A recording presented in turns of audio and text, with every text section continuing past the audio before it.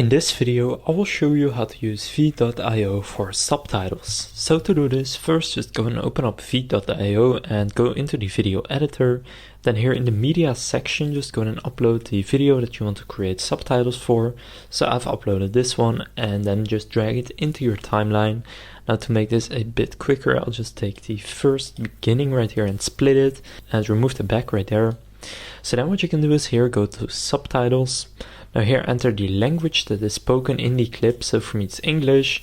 Then you can add a translation, you can detect speakers if there are multiple speakers, and if you click more options you can also transcribe manually or upload subtitles file. For now I'll just click auto subtitle in English. So now it's going to generate the subtitles that is being said in this clip.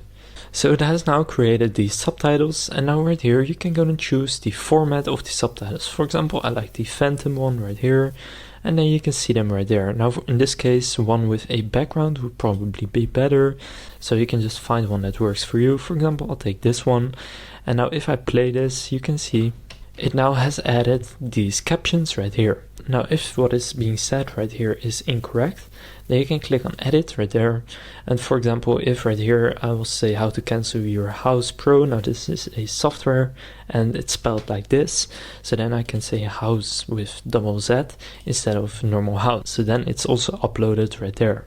Now you can also change the font, the size, you can add an animation, for example rotate and flip or color highlight. I like that one most.